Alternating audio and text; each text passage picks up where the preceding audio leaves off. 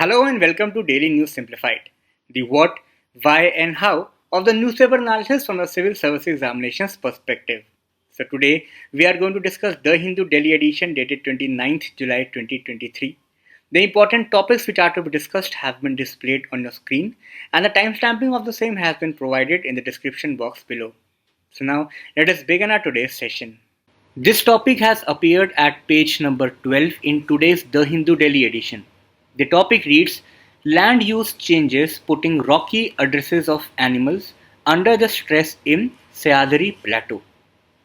So this topic is very important because when it comes to the UPSC scheme of syllabus, this topic finds its relevance in General Studies Mains Paper 3 in the section of Environment, because in that UPSC has explicitly written about the conservation of various ecosystems, pollution as well as its degradation.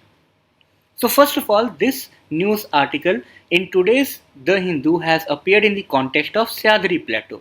So the first question which should come into our mind is that where is this region? So this region is basically the part of the peninsular India. We all know that in peninsular India we have the interior section known as a Deccan Plateau. Roughly this is the stretch of Deccan Plateau. In this Deccan Plateau, we have certain areas of Maharashtra, Karnataka, certain areas of Telangana as well as Andhra Pradesh. In this whole Deccan Plateau, this particular region, that is which coincides with the Maharashtra region as well as the sections of the Western Ghats in this Maharashtra region, is known as the Sahyadris. So from this region this news has appeared, and this is the very immediate context of today's news article. It says that a recent study which has been published in the Global Ecology and Conservation, which is an international journal, analyzes more than 7,000 rocks over a considerable period of time in order to find out that how the animals ranging from ants to snakes are responding to the land use changes in these rocky habitats. Now yes, I agree that this news is particularly restricted to this particular region. However, it becomes important, this issue becomes very important for all of us. And that is why this particular can serve as an important example or a detailed case study in your general studies paper or in your essay paper. You can use this as a case study. In this context, now let us begin a detailed session that first, what do we exactly mean by land use? Land use is basically the natural landscape of a particular region. That means, suppose if I go to the Amazon forest region, so the natural landscape of that region is forest. So this is the natural land use. Similarly, there will be certain deserts, there will be certain glacial areas.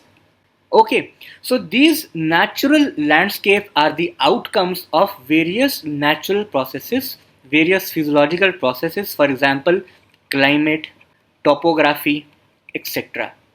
So when there is a human induced interference which changes this natural landscape of a region, we say that land use has been changed.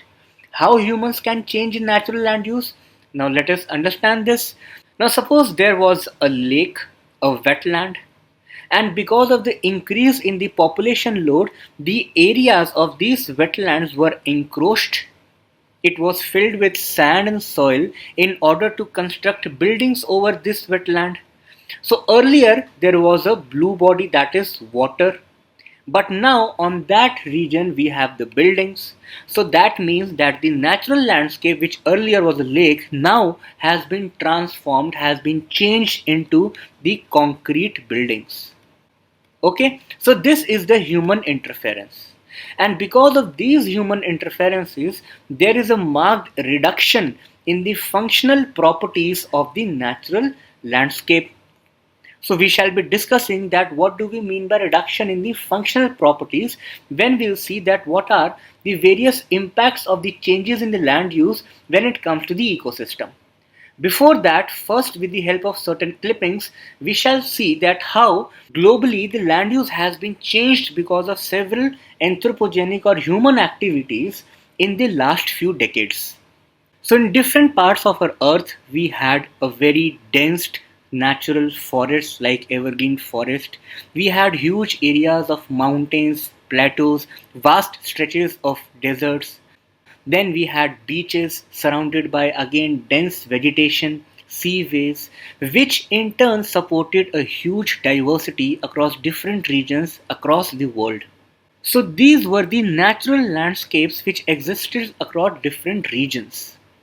However, with increase in the human interference and human activities, it has been reported that around 75% of the earth is affected by the changes in land use.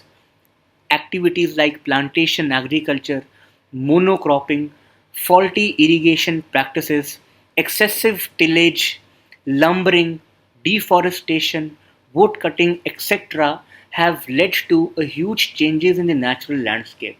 Similarly, industrial activities like mining, transportation, infrastructural development, for example, roads, logistics parks, concretization, etc., has further worsened the problem. Nowadays, we are facing the intensive urbanization across different mega cities, for example, Mumbai, Delhi, Beijing, London, New York, and across many other countries. Here we can see that how these concretization of these areas have led to alteration in the natural landscape of regions. With ultra modern transportation systems, our space exploration activities, all that has eventually contributed to the changes in the natural landscape. These tall, high rising buildings are the examples of this. Nowadays, we are also coming up with the glass buildings, which in turn is affecting or increasing rather the greenhouse effect of the world. All these factors are related to each other in determining the changes in the natural land use. So that is why you can see that how this land use has been changed in last few decades across different regions in the world as shown. But then the question arises that why this topic is so much important. What is the problems? What are the impacts associated with the changes in this land use? So moving in continuation, now we shall discuss that what are its various impacts. So first and the foremost impact is on the natural soil of the region.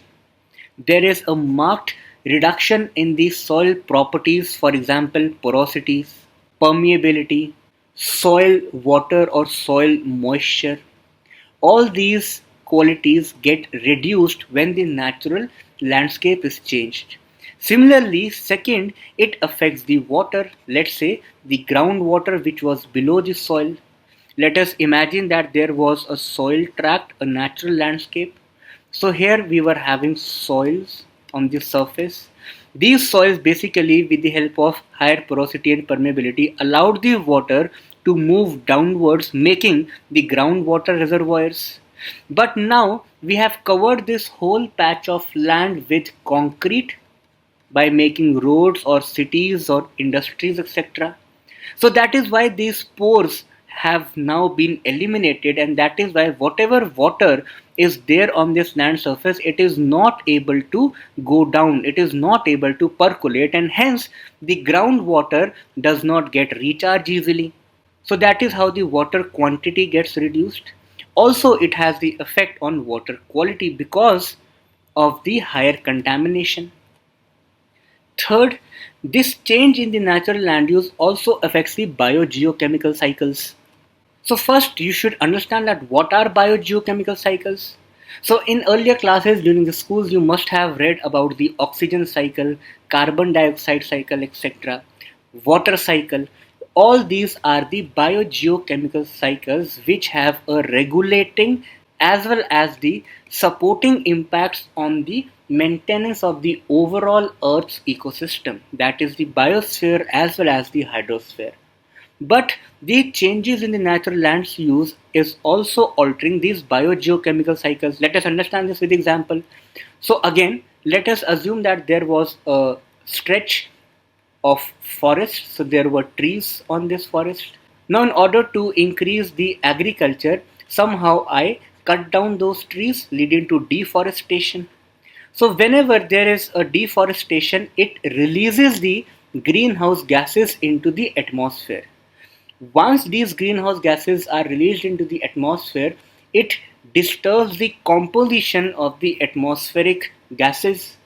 We all know CO2 is one of the most dominant greenhouse gas. So if the concentration of the CO2 is increasing in the atmosphere, that means that the overall cycle of the CO2 is also getting disturbed, right? So that is how the biogeochemical cycles are altered. And the studies suggest that land use change is responsible for around 10 to 15% of the increase in the CO2 in the atmosphere and 40% of the other heat trapping gases. Next comes the impact on the biodiversity. The largest cause of species extinction is the habitat loss. And it is suggested that out of the estimated 28,000 species currently at the risk of extinction, out of these species, around 86% of the species are facing the threats and risks of extinction because primarily of rise in the agricultural activities leading to the habitat loss or the habitat fragmentation.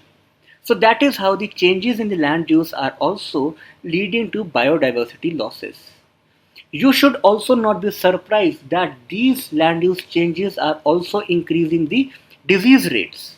Again, let us understand this with the same example. Now, because the soil was reducing its quality, the water table was going below the limits.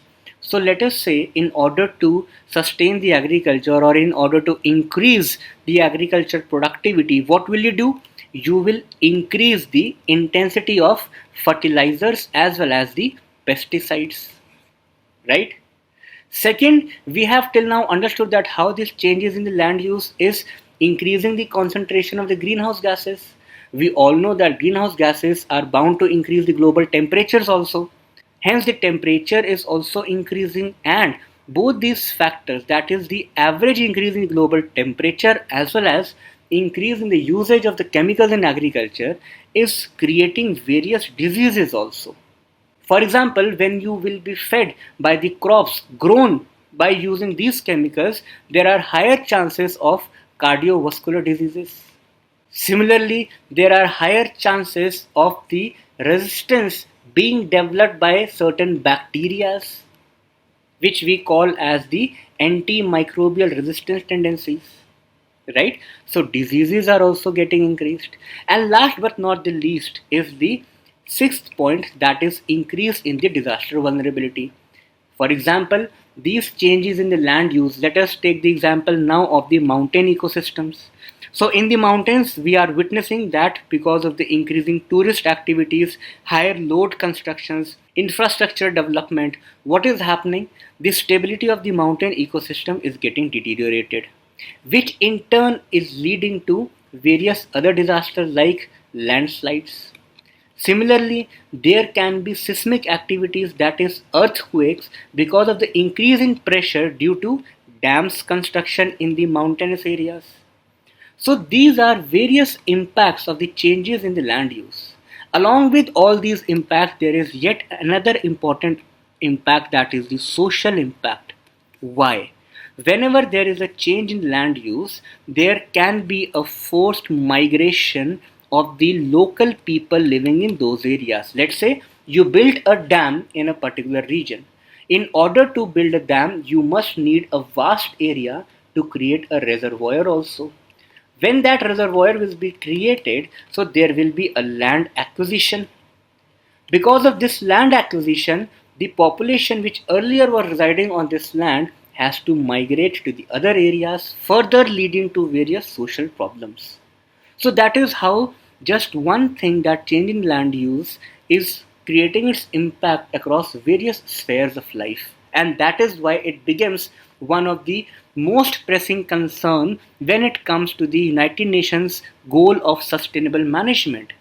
And therefore, now we should be aware about what are the various practices or the way ahead which we can write in our answers. First and the foremost is the promotion of the sustainable agriculture practices. For example, organic farming. Similarly, integrated pest management. Similarly, when we are selecting the crops, that which crops we should grow, that crops must not be selected only on the economic benefit principle, but those crops must be selected on the basis of agrogeoclimatic zones. Now, what do we mean by agrogeoclimatic zones? It is basically you have to divide region. For example, we have India. So you have to divide this India into several regions depending upon various climates as well as the soil. For example, if you take the western part, that is Rajasthan, where we are having arid type of climate and sandy type of soil. Comparing this region with, let's say, Western Ghats, where we have humid type of climate and a mixed variety of soils, right? So because the climatic and soil properties differ in different regions, hence the crops must be in consonance, in sync with these factors. Second important step should be sustainable management of the forests. So primary objective of the policymakers should be to conserve the natural forests. So we all are aware about the fact that whenever there is a deforestation activity because of the, let's say, because of the infrastructure creation, industries, etc. So there are certain Forest Conservation Act which suggests that you need to replant the number of trees which you are cutting down in different regions, so that if the destruction of the forest in one particular area is very necessary, then there should be reforestation or afforestation activities in other areas in order to balance the losses of the forests. But then the issue is the ones which were cut down were very old forests. These are the new forests, and these forests will not be able to replace this old forest because this was an old ecosystem sustaining for several centuries, and that is why as far as possible we should focus on maintaining the existing natural old forests. Third thing is, in order to conserve all the ecosystems, a promotion to the participatory management principles must be there. By participatory management, we mean that you must involve the local people as well as local bodies. They must further be supported by NGOs as well as the state and the central authorities. So there must be a synergy between all the stakeholders in order to increase the participatory management. Then is the waste management practices. We all are aware about various types of waste. For example, solid waste, e-waste, PV waste, biomedical waste, etc. So in the mega cities, for example, near Delhi, those who belong to Delhi, those who belong to Bangalore, those people who are living in some mega cities, they might have witnessed huge heaps of the wastes which are collected on the outskirts of the cities. So don't you think that this is also an example of the land use change? Earlier this land was not having the huge pilations of these wastes, but now it has. Basically we have dumped this waste over this area, and that is how the land use has changed. So hence we must focus on reduce, reuse as well as recycle principles, that is the 3R concept, in order to manage these wastes properly so that there should not be a land use change. And then there should be a proper enforcement of the laws. For example, we have building bylaws which prohibits the encroachment, right? So let us assume that this was the river and the region along this river was having the floodplains. So these are the floodplains. So whenever there is a construction going on in these areas, that must be in accordance with those laws existing in that particular region. So until and unless there is a proper implementation or the enforcement of the laws and policies, we cannot expect that land use will not change. So these are the important dimensions associated with the land use change. In this session we have discussed that what do we basically mean by the land use. Two important components, that is the human interference and reduction in the functional properties. These functional properties are related to such things which we learned as the impacts of various land use changes on various aspects, that is soil, water, biogeochemical cycles, biodiversity loss, diseases as well as disasters. In the last, we discussed that what can be the policy changes as a way ahead which we can adopt in terms of sustainable agriculture, sustainable management of forests, increasing the participatory management, waste management, as well as proper law enforcement. These steps can help us to preserve the natural landscape of our country as well as of the world. This topic again has appeared at the same page, that is page number 12. The topic reads, Need legally binding instrument to end the plastic pollution. This is said by our Honorable Prime Minister Mr. Narendra Modi at the G20 platform. And this is the very immediate context that Prime Minister Narendra Modi has called on the G20 nations to work constructively for an effective international legally binding instrument to end the plastic pollution. As we all are aware about the fact that plastic pollution is a growing menace. And as far as the UPSC scheme of syllabus is concerned, this topic finds its relevance under General Studies Mains Paper 3 in the section of environment because, as we have discussed in the last topic also, it mentions the pollution as its important component.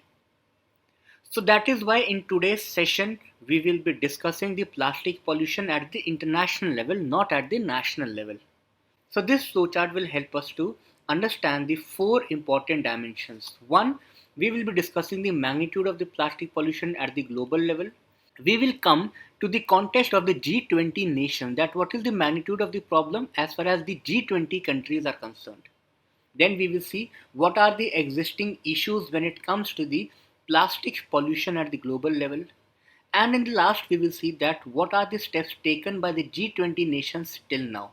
So first, let us have a look at the global scale.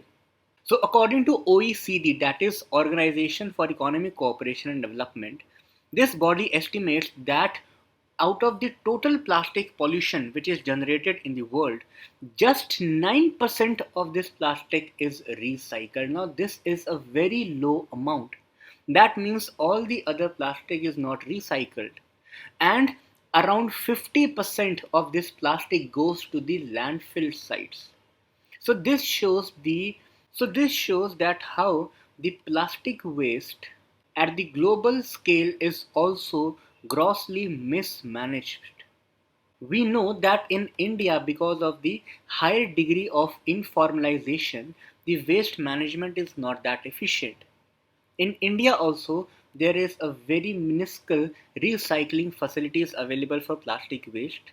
Most of the waste is managed by the informal sector and majority portion of the waste goes to the landfill sites. But this trend is also true when it comes to the global level. So this is the biggest challenge. Now, what are the reasons or what are the existing issues when it comes to the plastic waste management at the global scale? First and the foremost is the lack of international coordination and mechanisms to trace and track the plastics. Now, because at the global level we have different types of countries, few countries are developed, few countries are still developing, and other countries are the least developed ones, that is LDCs. Each country has its own strength and merits, and hence there is a huge diversity when it comes to the political setup, economic capabilities, as well as the technology. So every country has its own interest also, which has hindered till now the international coordination and mechanisms to trace and track the plastics. Second, the limited technological capacity for transition to the circular economies. Now, what is a circular economy? We know circular economy is basically based on the 3R concept, that is reduce, reuse, and recycle. But in order to follow this principle of circular economy, there is a huge amount of technology as well as huge amount of money which is required. And this becomes the important challenge for the developing countries as well as the LDCs. The third issue is related to the limited human as well as financial capabilities, again self-explanatory to this aspect. Next is difficulty in changing the consumer behavior. We all know that plastic is not friendly to the environment, it can create a lot of issues. Still, when we go to the shops and we purchase certain products, first thing which we want is the polythene bag, right? So this is the difficulty when it comes to the consumer behavior, and because there is still higher demand of this plastic, not only at the shops but also at other areas, that is why the production of plastic is also not going down. The last issue is, despite we have the United Nations as well as the UNEA, that is United Nations Environment Assembly, which basically deals with the environmental matters at the global level. Despite various efforts, till 2022 there was not any formal declaration to manage the plastic waste. It was only in 2022 that the members of the UNEA committed to a timeline to develop a document. It is expected that such document is going to be ready by 2024. Further, you must have heard about the waste management conventions, for example, Basel, Rotterdam, as well as the Stockholm. So these conventions are the primary international instruments that address the issues of waste. However, they not specifically take the plastic waste into account. And therefore it is said that in order to have the plastic waste management effectively across the globe, it requires a special focus, altogether a different convention and protocol. So these are the dimensions associated with plastic waste at the global level. Now come to the G20 countries. As far as the data is concerned, it is said that G20 countries generate around 260 million tons of plastic waste in 2019. But more important issue is that by 2050, this amount is going to double, two times, provided the fact that no measures are taken. So this is the magnitude of the problem related to the plastic waste in G20 countries. Now, because our Prime Minister has said that the steps must be taken in the direction to have an international legally binding instrument for plastic waste, let us see that what are the steps taken till now by the G20 countries. First is, in 2017, G20 countries came up with the G20 Action Plan on Marine Litter, whereby the countries agreed on the scope of the G20's concerns and listed the areas of priority for action. Then, in the same year, G20 Resource Efficiency Dialogue was established.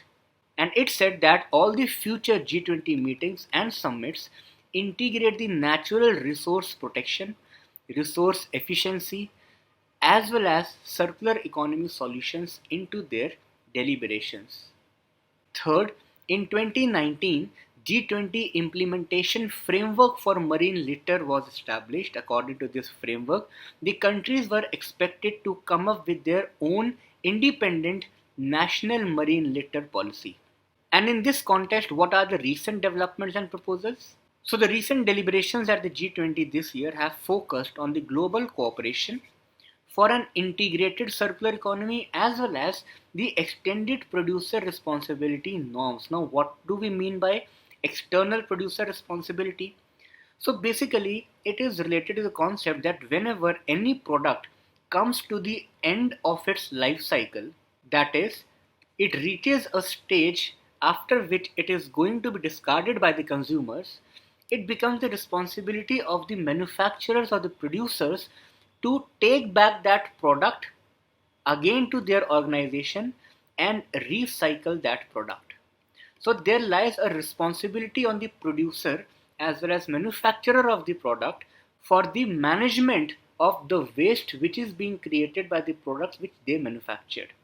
So therefore, in this context at the G20, there was also proposal to establish the G20 Resource Efficiency and Circular Economy Industry Coalition, that is focusing mainly on the producers as well as the manufacturers. So these are some important dimensions associated with the global plastic pollution, more appropriately in the context of the G20 countries. This topic has appeared at page number 8 in today's The Hindu Daily edition. The topic reads, Charting the Path for the 16th Finance Commission. Now this topic basically talks about that what are the things which should be taken care of by the 16th Finance Commission. Till now, 15 finance commissions have been constituted by the President. And there are certain issues related to the working of the finance commissions. Those issues needs to be resolved, and that is where the importance of this article lies, that what are those dimensions, what are those aspects which must be taken care of by the government while constituting the next finance commission. So the terms of references for this, that is 16th Finance Commission, will be discussed when it will be in public. However, today we will be restricting our discussion to the static part of the Finance Commission, that is the constitutional provisions, as well as the analytical part, that what are various structural issues with the Finance Commission and what can be a way ahead. Because only then you will understand that what are the suggestions which are being written in today's lead article. So as far as the constitutional provisions are concerned, Finance Commission is constituted under Article 280 and therefore it is a constitutional body.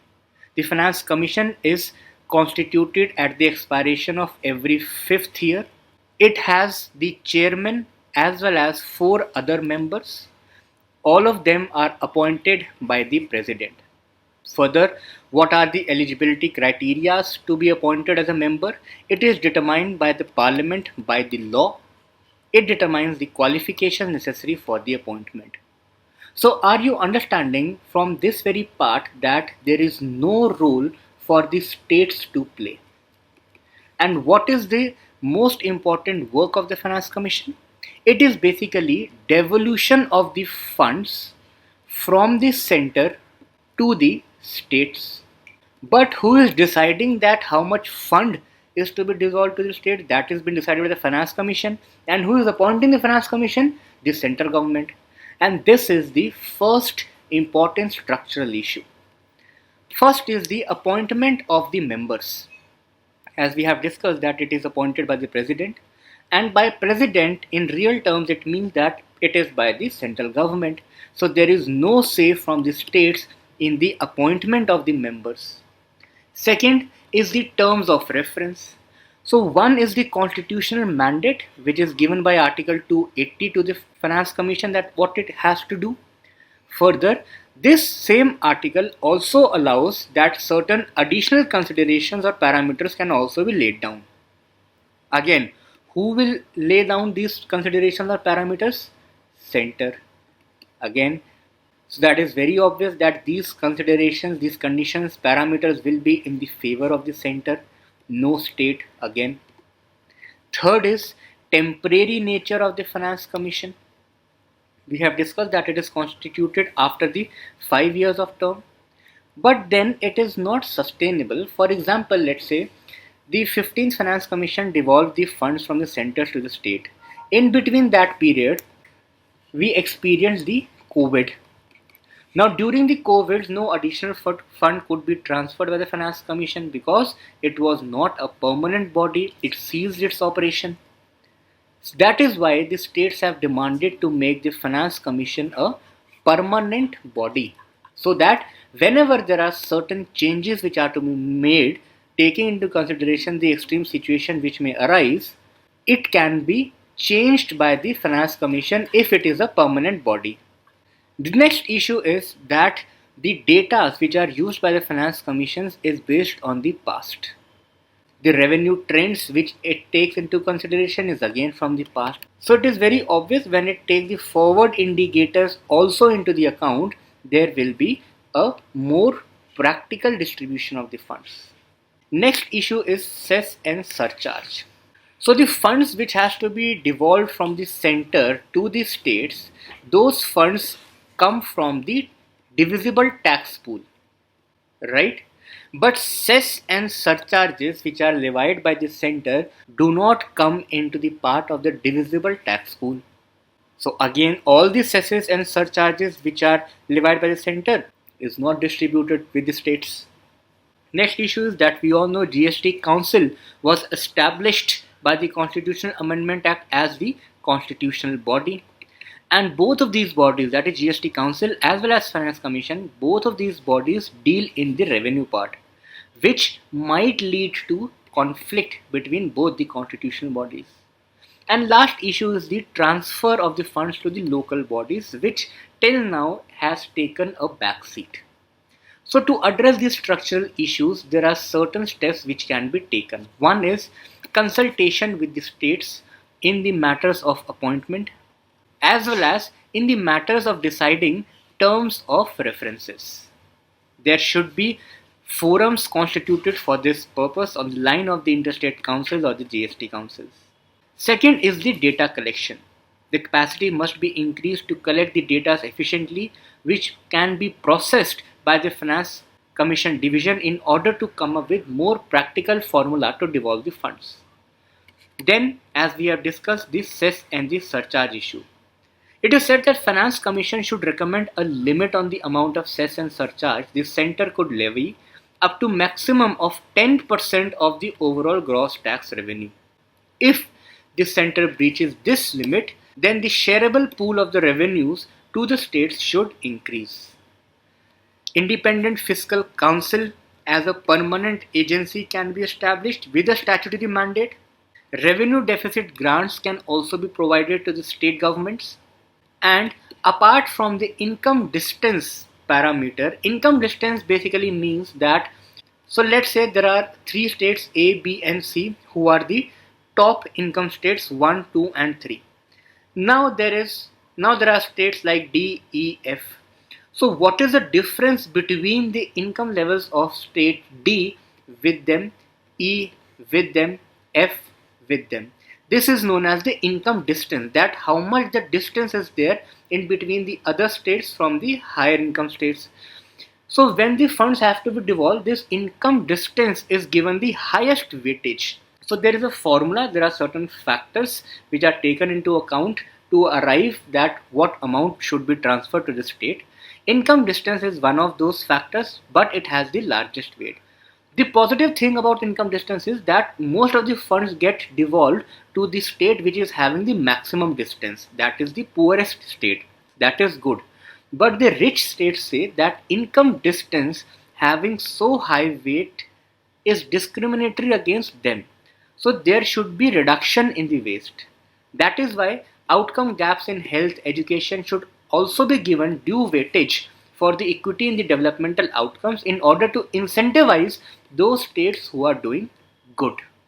So these are the certain way ahead, certain way forwards which you can write in your mains answer as a solution to these structural issues which Finance Commission face.